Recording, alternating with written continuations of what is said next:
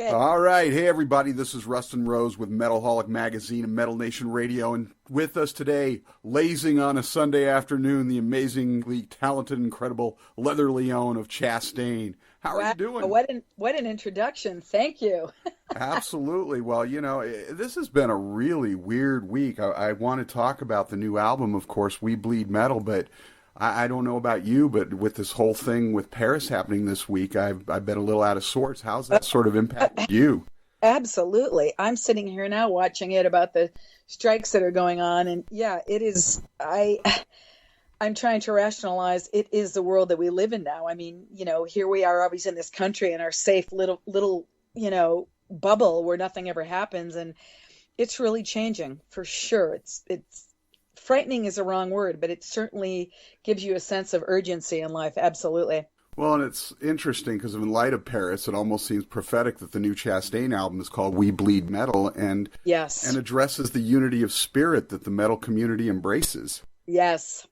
To have that happen with that concert crowd, there's people, I'm sure you know many of them. Yes. It's just a scary and heartbreaking thing. We spend all these billions of dollars trying to protect ourselves at the airports, and nobody realizes the terror is going to come at us from all different places. Oh, absolutely. Absolutely. They're just going to keep us on our toes, right? I think they're just going to bounce around we think we're safe in one position and they're going to come from another. I mean, there's so many disenfranchised people, and I was having this conversation with my mom, and I don't really know because, we have it made in this country, but I always grew up knowing and thinking and having every opportunity to do and be whatever I wanted to be. I don't think a lot of people in these other countries do. They have no future. They don't, they couldn't say, hey, I'm going to sing in a rock band and make records. Hey, I'm going to go to college. They don't have any sense of living a full life. So their attitudes toward life are different. Right. There's not its existence versus thriving. Yeah. Anyway, let's talk about good stuff, new metal from Chastain. You returned to Chastain with the powerful 2013 release, Surrender to No One. Mm-hmm. Tell us about the follow-up, We Bleed Metal, from your point of view. Well, I am extremely happy that it even happened. I didn't know if Leviathan and Chastain were going to be interested in one.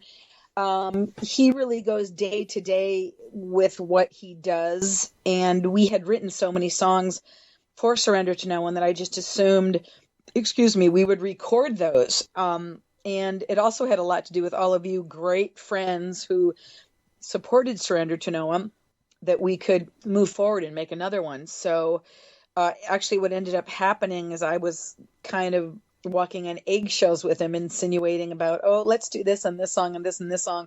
And he said, you know what, I've got a whole bunch of other stuff I want you to hear. So hence he sends me a bunch of songs off We Bleed Metal. We Bleed Metal actually was one of the later ones to come to be. He had just, I don't know, he heard that phrase or it came to him or something, and I got an email from him one night saying there's We Bleed Metal. What a cool concept. What a great idea for a song and even for a record. Within 24 hours, I had the song. So I'm extremely pleased with it. I think it's a really strong record for us. I love the production. I love the songs. I love the flow of the songs. I mean, I'm really happy with it, which is something I don't always say. I don't usually appreciate what I've done, as Chastain says, until years later. I kind of make it and just put it aside. But this one I still have cranking in my car. So. Well, and you said We Bleed Metal, in your opinion, is stronger than Surrender. Oh, yeah. No I think that it is, yeah. What makes it stronger from your perspective? The songwriting, production, performances? All of it. I mean, the Chastain's work, his soloing, the production. I mean, I just like, and the songs. I think the songs are incredible. Again, we ended up using none of the songs that we had written around Surrender to No One. These were all a new batch. I mean, this is all him. He did all of this with the exception of my lyrical contribution in Secrets, but it's all Chastain. And I appreciate that because I go back to Mystery of Illusion, Ruler of the Wasteland, Seventh of Never. The sound that we created is Chastain's writing. So I say, God bless you and let me know what you come up with, Well, did you guys try anything new on this record you haven't done before? New techniques, equipment, musical direction, or? Not anything past Surrender to No One. I mean, he gets little gadgets now and then, but no, nothing really new. I mean, we're kind of just really basic, hardcore, I wish we could go back to analog, actually. Yeah.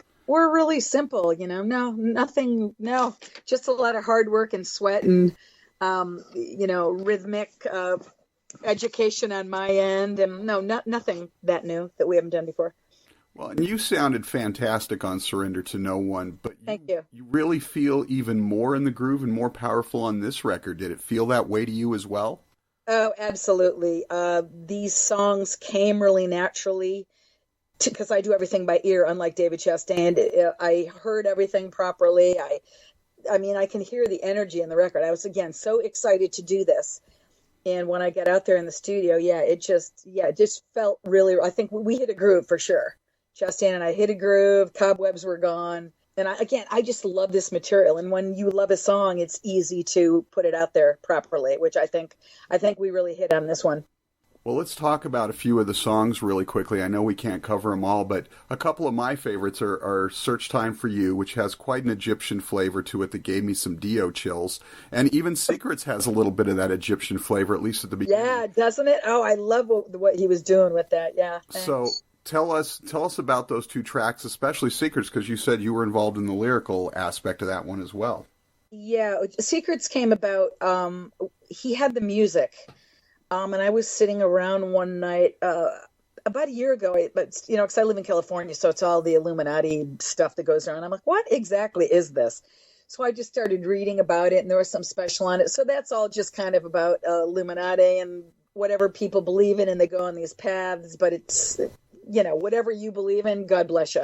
Search Time for You, I'm not quite sure where Chastain came from with that one, but I heard that song, and it gave me chills too. For me, it was just, and I'm pretty sure this is where he was coming from.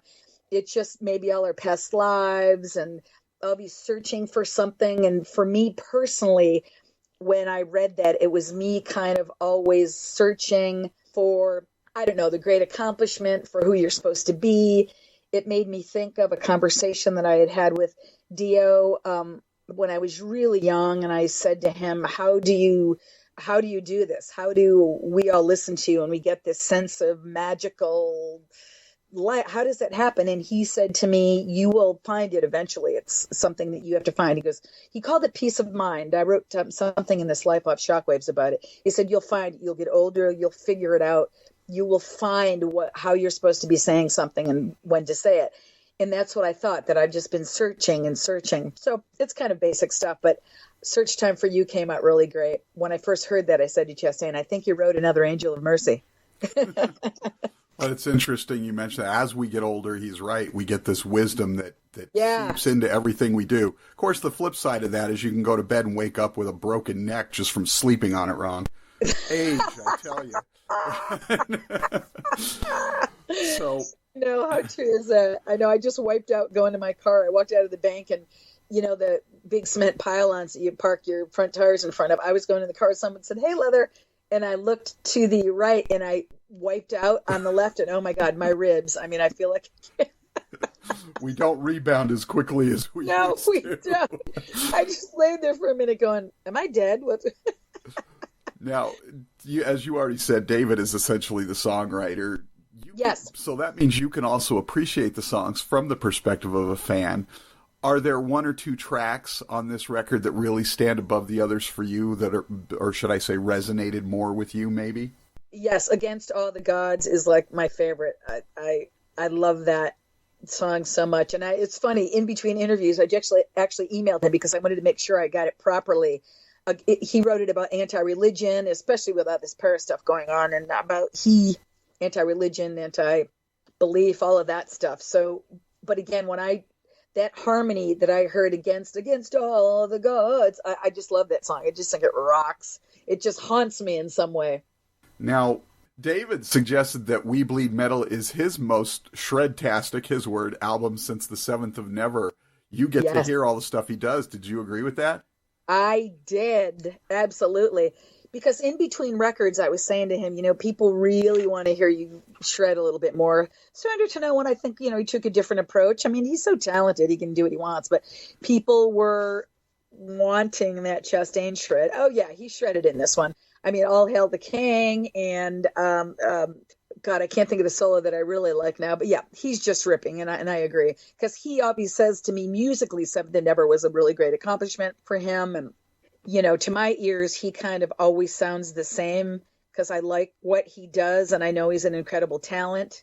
But when he says it, I know it's very exciting. But yeah, he's totally shredding on this record. Well, and he said he always waits 5, maybe 10 years before he can truly assess a record from his perspective.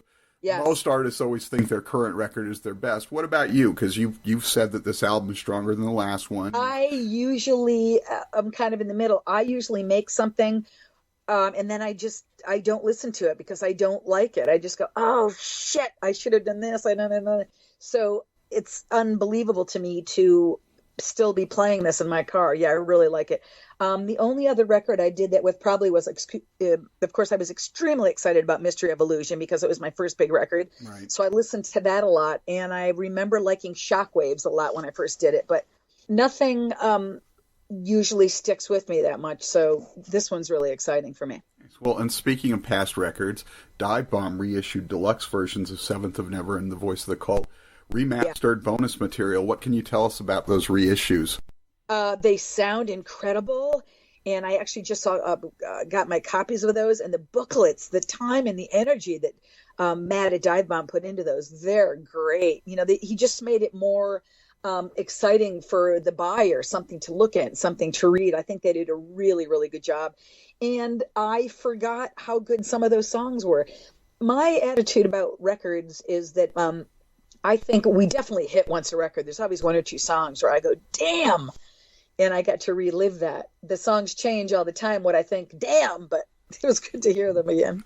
Well, and it said, I think that there were some bonus tracks on them. Is that stuff that was recorded back in that era, or is that some new stuff you guys threw on? No. It's all back in that era. Yeah, I was going to say, didn't he put some bonus tracks on there? No, nothing is newly recorded at all. It's all just remastered. Nice. So the last time you and I spoke, David, as we know, is not big on touring. He's a studio guy. How have you been satiating your need to get on stage? I am begging and scratching and crawling anywhere that I can. Chastian hooked me up with a promoter down in Brazil. I was in Brazil last year. I will be returning in 2016. I just got the Odin's festival that he has in Chicago every year, the Ragnarok Metal Apocalypse. Right. The I'm gonna play that. I've grabbed David Harbour from For Those Who Dare, and he was on my solo record, and he did a lot of work with Chastain. I've grabbed Jim Dofka, who, if no one knows who he is, just YouTube him. He's this incredible guy that does these incredible Dio covers. I mean, he's been making music for years. And a drummer, a friend of his, Gordon Borden, which is such a great name. And we're going to try to do some stuff. I am, applying, as they say, to everything possible to see who will take a chance and do something on me. So, yeah, we'll see. I notice our dear friend Veronica's gotten herself out there doing a lot of stuff. Well, Benedictum's been on a little bit of a hiatus. Yeah, she certainly has, yeah. Plus, and it's almost the end of the year. I know Veronica's album was one of my favorites of the year. What, besides the new Chastain record, obviously, what are some of the records that stood out for you this year? God, I knew you were going to ask me that, and I just don't really even listen to them. I don't listen to records. I listen to the stuff on, on Sirius Radio in my car. I like the new, I like a bunch of stuff off the new Lizzie Hale, the latest Lizzie Hale, Hellstorm. Yeah. I can't, nothing really stands out. I'm old school. I still listen to The Number of the Beast. I'm still listening to Angry Machines and Lock Up the Wolves. I am, though, something is catching my ear. The latest, Maria Brink's band, In This Moment, their latest record, Big Bad Wolf. That song is just ripping. I also like Veronica Freeman's record very, very much. The latest by Marilyn Manson. So it's hard for me to, like I said, I'm pretty old school still. Oh, I agree. I was thrilled. We got a new Maiden album this year. We got a new Saxon album. I haven't even heard the new Maiden. Is it great? It's really long. It's one of those you got to listen to it a few times. There are some really incredible points to it. There are a couple lull points, but you got a 92-minute record. It's going to happen. Oh, did they really do? Yeah, it's a beast of an album. Is it called The Book of Souls or something? Yeah, or is it... yeah, The Book of Souls. So, And I agree. The new Hailstorm album is fantastic. I thought it was an interesting choice to go to Nashville. It gives it, there's a lot more blues and even a little country part of it. The thing about her is I really still want her to rip. And what is the song I've been listening to? The Fire in Me or something, or that can. I'm like, yes, that's what I want to hear her doing. I like the rocker, frickin' screaming chick. So those songs are really, I mean, she's a great singer. I also like Whitechapel. Didn't they have a new release this year? That was actually last year. They got a lot. Love them too. I have such a thing for that band. Oh my God. Something about them. I just love them. Well, I got one more question for you just for fun before we get out of here. I don't know about you, but I binge watch a lot of TV. Do you do any of that? Are there any shows that you can't get enough of? My God, yeah, it'll be The King of Queens. I watch it from start to finish all the time. In The Twilight Zone. I can't get enough of it. Old school, like you said, right? You know it. Old school. Leather Leone of Chastain, the new album We Bleed Metal, finally out. Thank you so much for continuing to put out great stuff. We look forward to seeing you live in some capacity. Hopefully not just down in Brazil, but maybe you'll get to do some stuff here in the States. Yeah, great. So I really appreciate it. Thank you so much, you guys.